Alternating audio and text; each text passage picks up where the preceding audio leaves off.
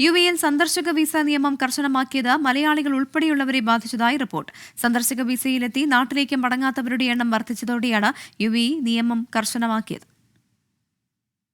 Tourist സന്ദർശക visa ലഭിക്കാൻ UAE hotel ബുക്കിംഗും return ടിക്കറ്റും നിർബന്ധമാക്കിയതാണ് പലർക്കും തിരിച്ചടിയായത്.